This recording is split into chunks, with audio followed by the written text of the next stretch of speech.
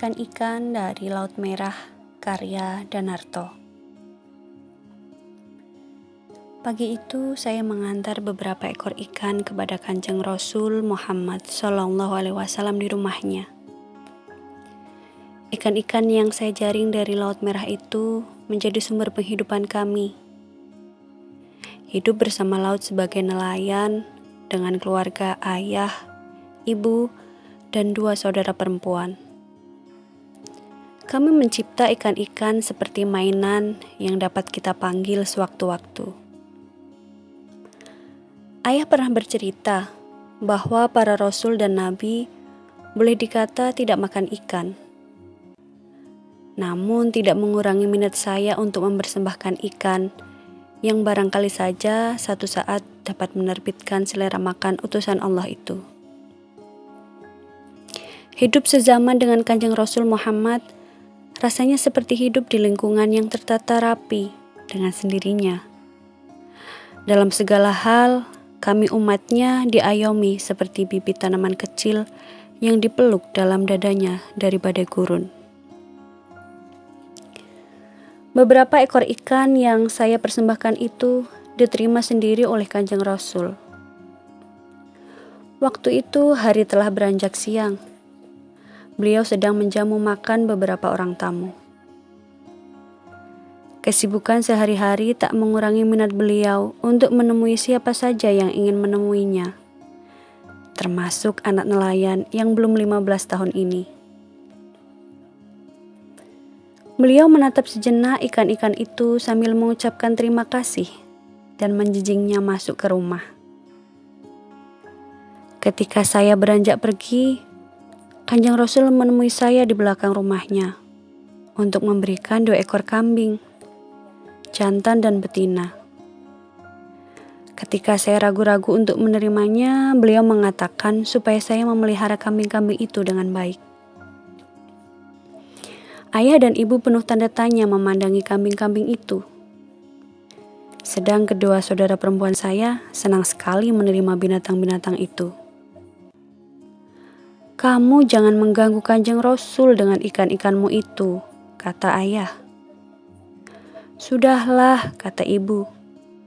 "Kamu tak perlu mengirim ikan lagi kepada beliau." Sebaliknya, kedua saudara perempuan saya mengatakan, "Kenapa tidak?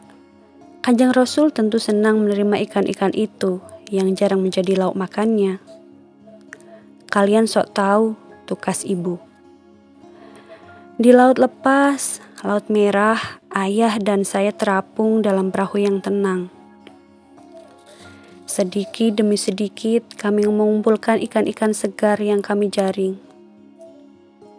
Binatang tangkapan itu rasanya dicurahkan dari laut ke dalam perahu kami. Begitu mudah. Apakah ini berkah Rasul?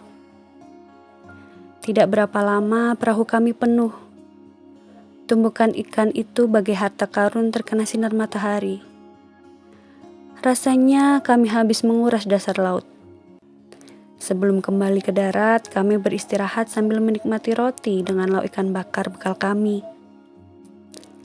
Ayah menenggak air dari kantong kulit kambing, lalu tertidur dengan atap jerami yang melindungi dari terik matahari. Menjelang sore, ketika warna jingga menghiasi langit yang dipancarkan matahari, kami mendarat kembali. Dalam 7 hari, kami mengambil 1 hari untuk beristirahat dari melaut. Ini kesempatan yang baik buat bermain dengan kambing pemberian Kanjeng Rasul.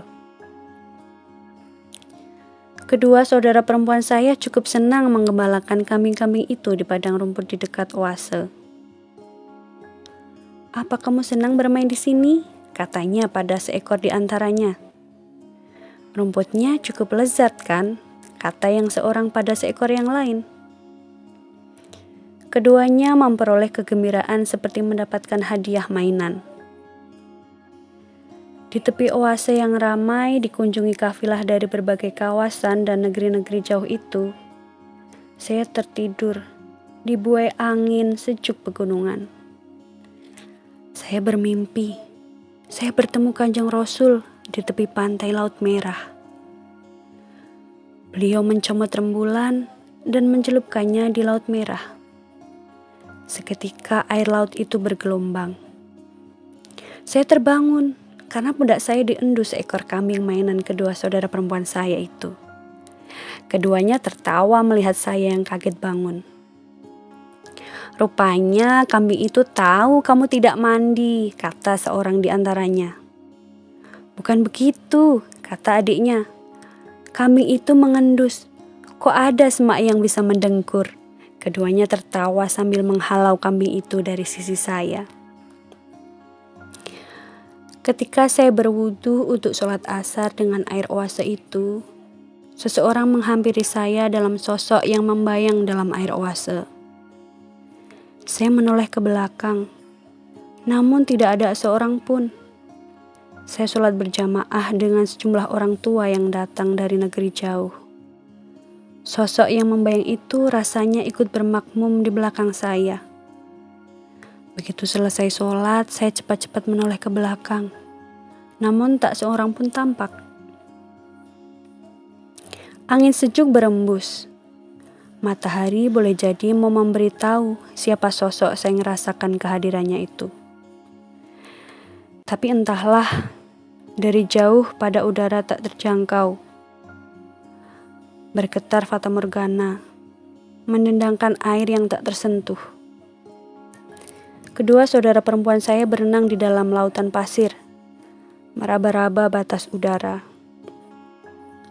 Di rumah, kedua adik perempuan saya bercerita kepada ayah dan ibu dengan ramai tentang kambing-kambing yang mereka gembalakan. Binatang itu telah menjadi bagian keluarga kami yang penting. Ketika ibu bertanya, apa pengalaman saya bergaul dengan rombongan kafilah yang beristirahat di oase itu? Saya ceritakan bahwa walau tampak tua-tua, mereka kokoh dalam mengarungi padang pasir. Ketika saya tanyakan, apakah saya boleh mengembara bersama kafilah itu suatu saat nanti? Ayah bilang boleh-boleh saja. Namun seorang nelayan adalah tetap seorang nelayan. Ia tak pergi jauh dari laut.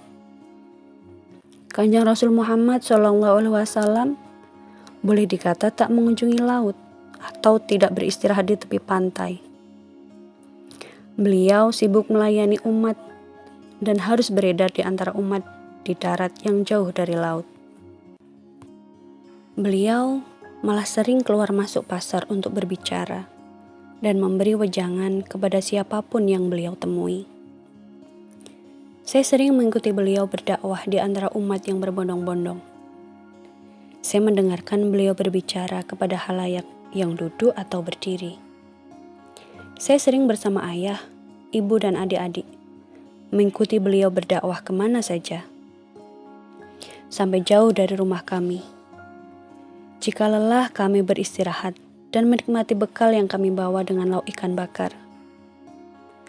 Ada satu hikmah yang saya pegang dari beliau, bahwa orang wajib setia kepada pekerjaannya.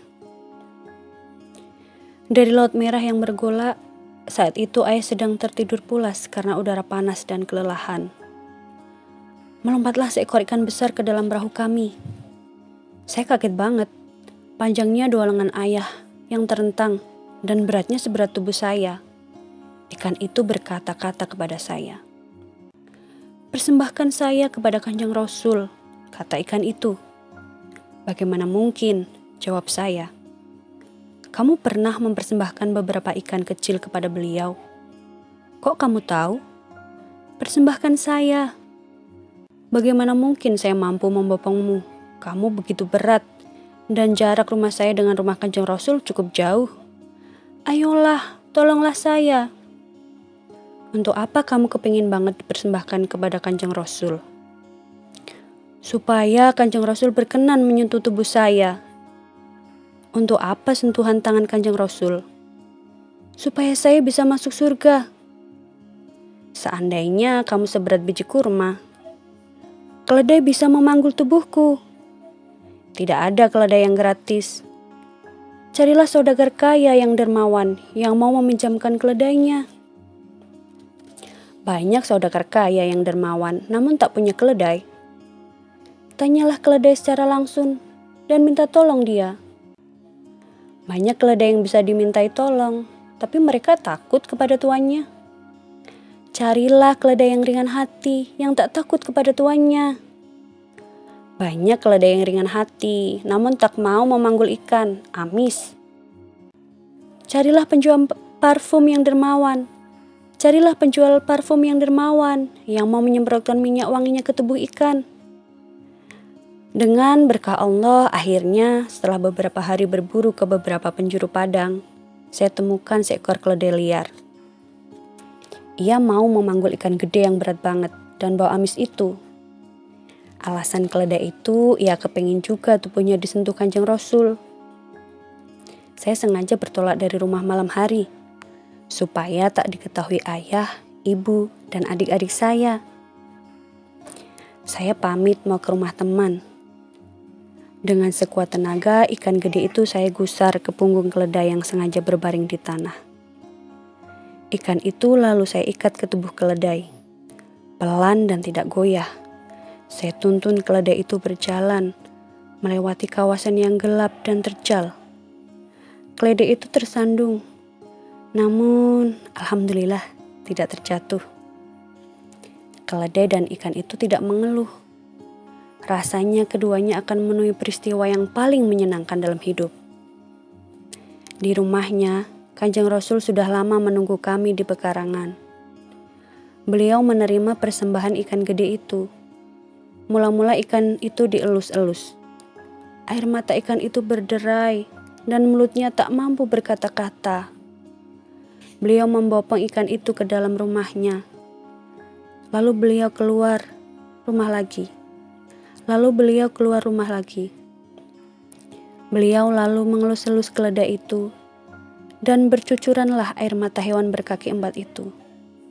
Begitu dielus-elus tubuhnya oleh Kanjeng Rasul, keledai itu lalu mati. Saya pulang membawa hadiah 5 ekor sapi. Hadiah yang besar. Saya mencium tangan Kanjeng Rasul, dan saya minta beliau mengelus-elus kepala saya. Komplit rasanya, warna-warni peristiwa yang saya alami hari itu. Pagi harinya saya kena marah ayah dan ibu.